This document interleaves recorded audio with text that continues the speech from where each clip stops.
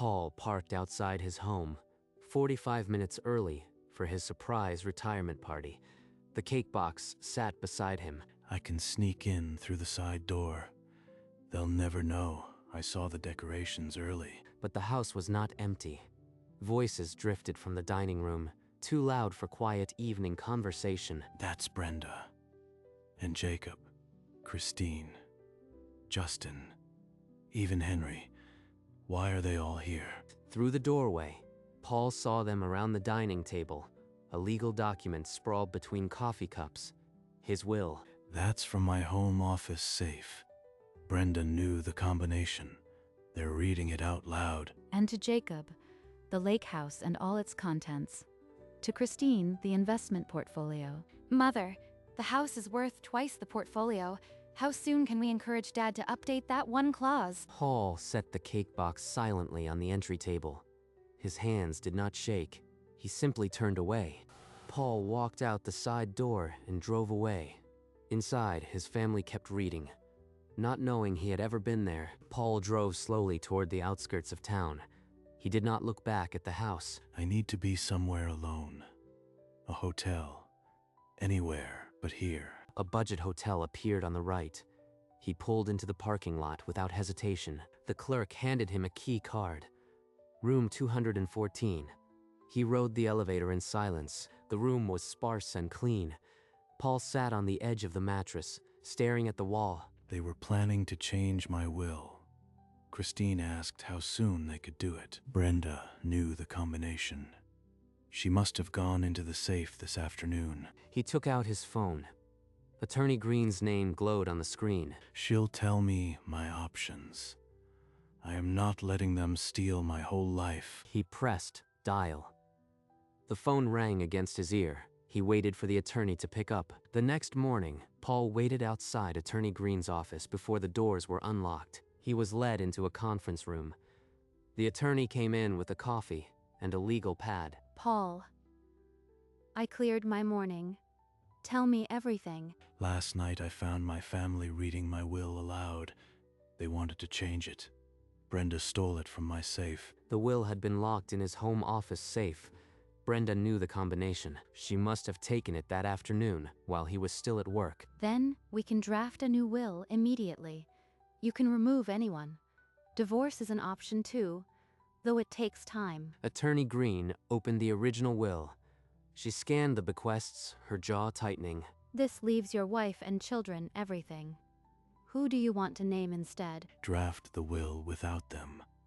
I'll add the names later and start the divorce petition. I am not going back. Paul sat on the hotel bed, holding a photograph of his family from 3 years ago.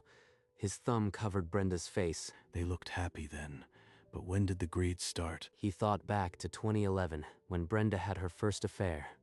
The lies had a long history. He reached for his phone and called his sister Helen.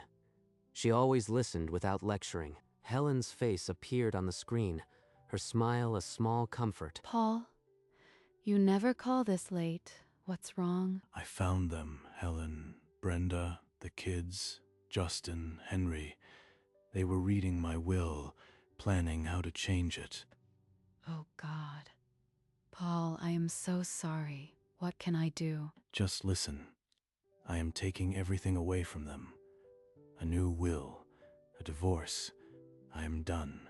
It won't bring peace, but it's the only way I can breathe again. Paul called Tyler, his old coworker, and asked to meet at a quiet cafe. Tyler arrived looking uneasy. Paul, why did you want to see me? This isn't about work, is it? It's about my family. Have you heard anything from them about my will? Tyler's face went pale. He set down his coffee cup carefully. A few weeks ago, Brenda asked me if I knew the combination to your home safe. I didn't, but she didn't seem concerned. Paul's memory snapped to the safe combination written in Brenda's tidy handwriting on a slip of paper. Brenda had also asked about Paul's retirement day schedule, casually, like it meant nothing. She was planning this for days, maybe longer. This wasn't a sudden betrayal. Paul, I should have warned you earlier. I didn't think. I am sorry. Paul looked at Tyler and remembered that this was the same man who had helped him through Brenda's first affair. the one person he could still trust. Paul opened his laptop and began recovering deleted browsing history from the family cloud account. Search, how to contest a will without grounds in our state. Date, 61 days ago. Message from Justin to Brenda. We need to restructure before Paul retires and gets lawyers involved. The will must change first. Paul kept digging. More messages surfaced from Christine and Jacob, all circling the same panic over money. Christine to Brenda. Mom, if Dad finds out how much I owe, he'll cut me off. We need the house clause adjusted. He searched Brenda's account for will and safe and found drafts she never deleted. Draft email from Brenda to Justin. I'll get the combination from Paul's home office today. We'll review it before the party. Paul printed every file and slipped them into a folder. The weight of the paper felt heavier than the years of marriage. They never saw me as anything but a bank. A dying bank they wanted to empty before the doors closed. He placed the folder next to his attorney's business card. Tomorrow, she would see it all. Paul sat across from Attorney Green again, the evidence folder open on her desk. Attorney Green looked up from the pages. You are certain you want to disinherit your entire family. Who should receive your estate? Paul's voice was steady. 2 local charities that have nothing to do with them. My sister Helen and Tyler, my old coworker. The attorney typed swiftly. The old will pulled up for comparison. Paragraph by paragraph, names were struck. Minutes later, the printer hummed, and the new will emerged, every family member absent. Paul reviewed each page slowly, reading where his children's names had been replaced. This is the first document in decades that doesn't assume I exist only for them. Beside the will, the divorce petition lay completed, stamped but not yet filed. Attorney Green said, we can execute both documents simultaneously. It will be harder for them to contest after service. Paul set the draft down unsigned. He would give himself one more night before the final stroke. The next morning, Paul returned to Attorney Green's office with a resolve that had solidified overnight. Once you sign this divorce petition, Brenda will be served, and the process cannot be stopped.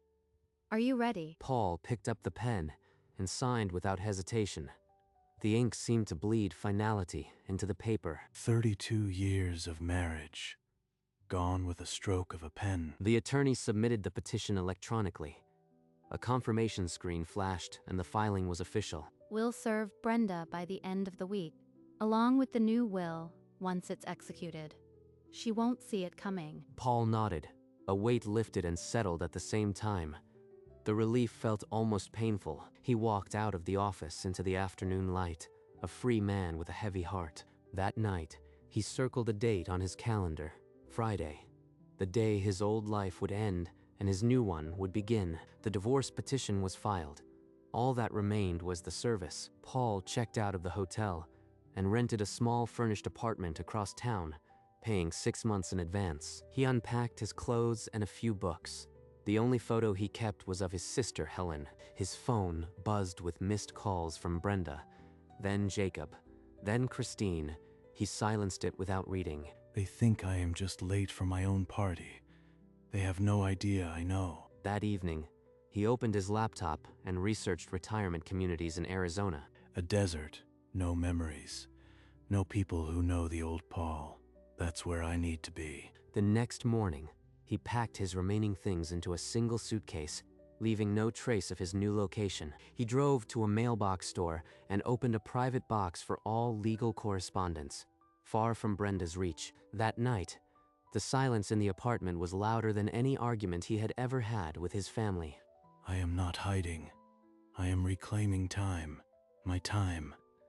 In the stillness of the apartment, Paul's mind traveled to the autumn of 2011, when he first discovered Brenda's betrayal. He had come home early that day, too, finding Brenda with a man whose name he never learned. That was the day the foundation of my marriage turned to sand. Paul, I've seen you cut the same invoice 3 times. Let's get coffee. You don't have to talk. Just breathe. She swore it was a mistake. I forgave her, but I never forgot how easily she lied. 4 weeks. Tyler silently covered Paul's errors at work, never asking for thanks. He was the only one in that office who saw the man behind the executive. who dragged me out when I couldn't function. Now, decades later, the pattern was excruciatingly clear. Brenda had never changed, she had only gotten greedier. Tyler never asked for a thing. That's why he deserves everything they wanted to steal. The ghost of an old betrayal settled beside him in the apartment, and Paul's decision cemented into stone. Paul met Tyler once more, needing to understand how far the rot had spread. Jacob called me yesterday, drunk and rambling. He said he was hours away from losing his car. And Christine? What did you hear? She's in deeper. 50,000 in debt from a failed business. They all saw your will as their last hope. That's why she asked how soon I could update the clause. Not greed, but desperation. He considered Justin, the son-in-law with the legal pad, and Henry, the brother-in-law who never hid his resentment. None of them had hesitated. Not one person at that table said, "Wait, this is wrong." Tyler pushed a crumpled piece of paper across the table. I printed this from a shared folder Christine left open at work. The paper showed Jacob's default notices and Christine's collection letters. The dates lined up precisely with Brenda's searches. They were drowning, and they believed my retirement was the only thing that could save them. They never saw me, only a bank. Paul walked into Attorney Green's office with a stack of final documents. His lawyer was ready. The new will is drafted as instructed. The divorce petition is finalized. Both need your signature to become irrevocable. This is the moment the bridge burns. There's no crossing back. He uncapped the pen and signed the will in steady strokes. His family's names were replaced by Charity's, his sister, and Tyler. The attorney notarized it, slid it into a heavy envelope, and stamped it for service. Now the divorce decree. Once you sign, Brenda will be served with the petition and the new will simultaneously. Paul signed without hesitation. The ink dried on the document that ended 32 years. Attorney Green filed both electronically, then handed Paul a receipt. Service will happen within 48 hours. Serve them at the house. No advance notice. Let them open it together. He walked out of the office into the sun, carrying a receipt and the strange lightness of a man who had cut every tie. 2 days later, Paul packed the last of his belongings into the car and locked the apartment door behind him. This town holds nothing but ghosts now. Time to leave them all behind. He drove past his old house once, slowing but not stopping. The lights were off. No one inside. He merged onto the highway and pointed the car west. Arizona stretched ahead, a blank slate. Hours passed. He stopped at a scenic overlook, the first place where the air felt dry and unfamiliar. I should feel regret, guilt, but the only thing I feel is oxygen filling a space that was always too tight. He checked into a roadside motel, slept deeply, and woke before dawn. Today he would cross the Arizona line. By mid-morning, the Welcome to Arizona sign appeared. He slowed, pulled over, and took a photograph with his phone. He sent it to his sister Helen, with a message, "Made it." She replied with a heart. Paul felt the change in the air. The past was now a closed chapter, and the rest of his life was unwritten. 3 days after Paul disappeared, Brenda stood in her kitchen, staring at her silent phone. He's not at the apartment. His car is gone. I checked his old office. I checked everywhere. She drove to the house and unlocked the side door.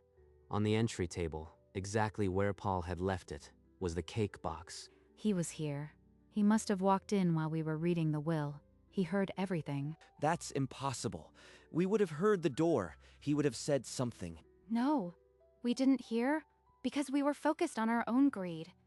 Oh God, Dad heard me ask about the clause. This is your fault, Brenda.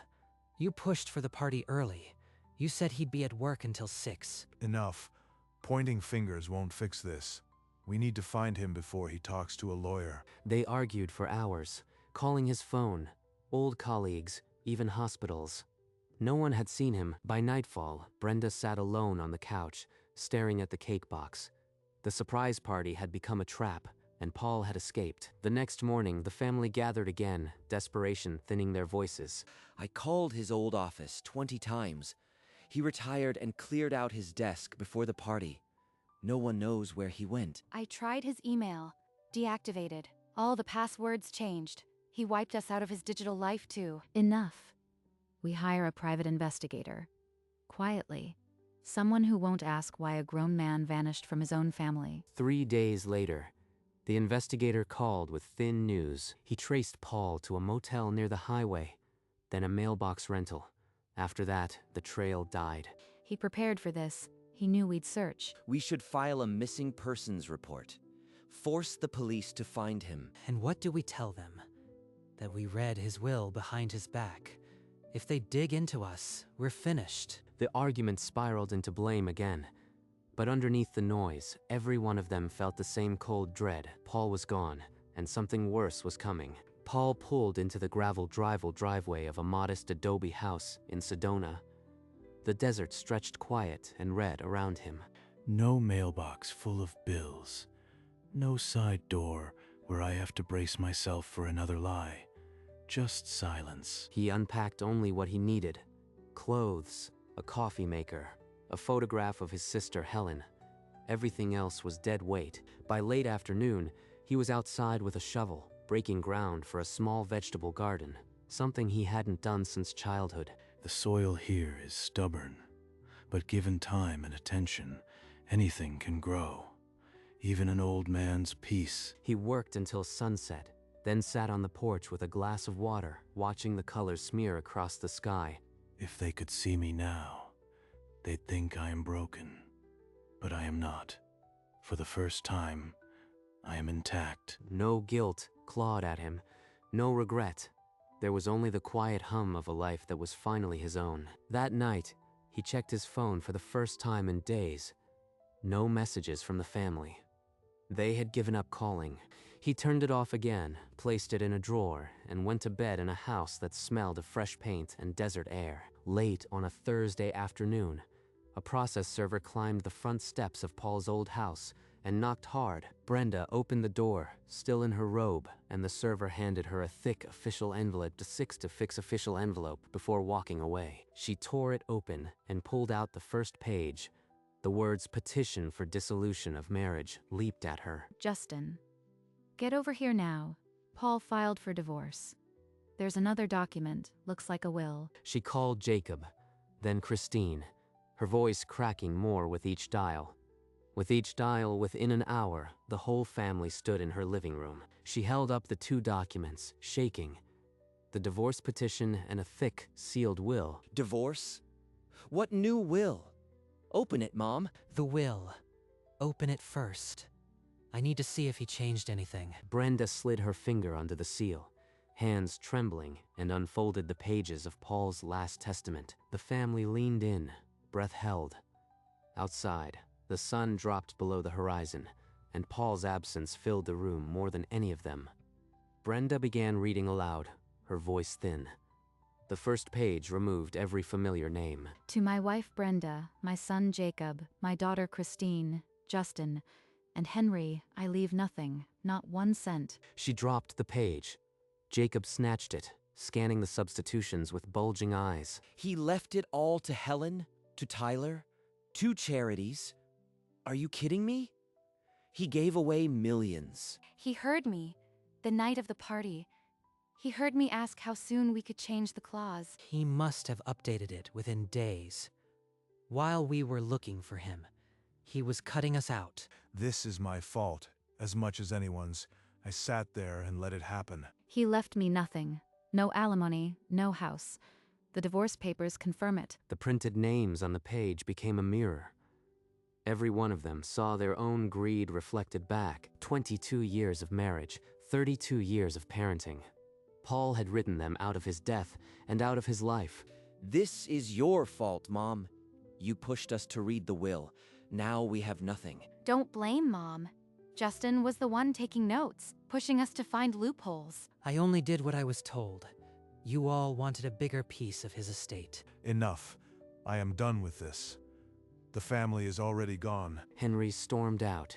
Brenda picked up her phone and dialed a number she'd never called before. Paul's new line. The call went straight to a recorded message. The number was out of service.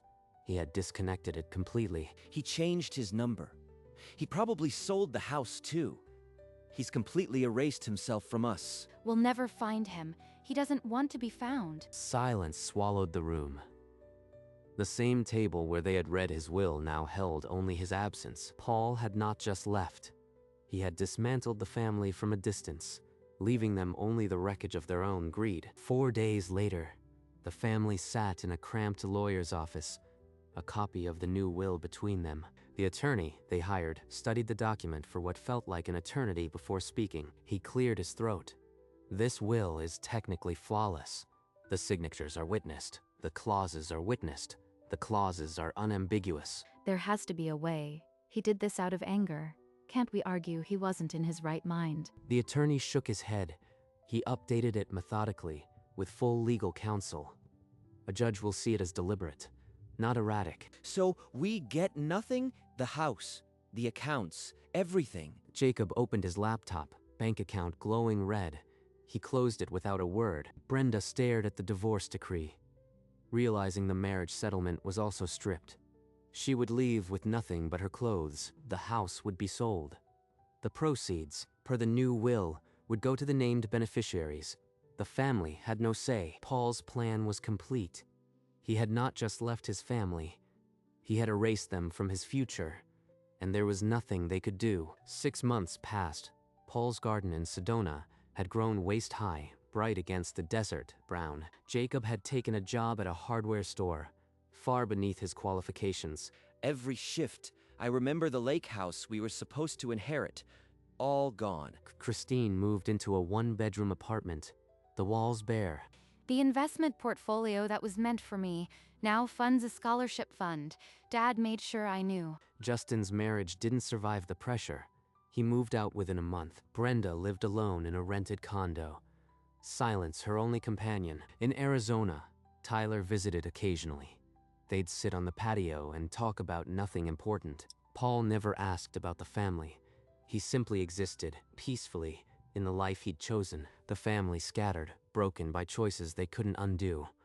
Paul, in the desert, had found something they never gave him: freedom. Paul rose before dawn most mornings now. The desert air was cool, and the sky held the promise of another quiet day. Tyler visited once every few months. They'd sit on the patio with iced tea, watching the light change. You ever think about them? Number. I think about tomorrow's garden. That's enough. The charities had sent letters of gratitude. Paul read them, then filed them away, not for pride, but for proof that something good had come from the wreckage. Not revenge. Just reclamation. I didn't destroy them. I saved myself. The garden grew. The seasons turned. And Paul aged gently. The lines on his face no longer carved by stress but by sun. He never returned to the life he had left. He never needed to. The man who walked into his own retirement party had died that night, and in his place stood someone new. One morning, Tyler found Paul on the porch, asleep in his chair, a slight smile on his face. The sun was just beginning to rise, a new day, a life fully his own.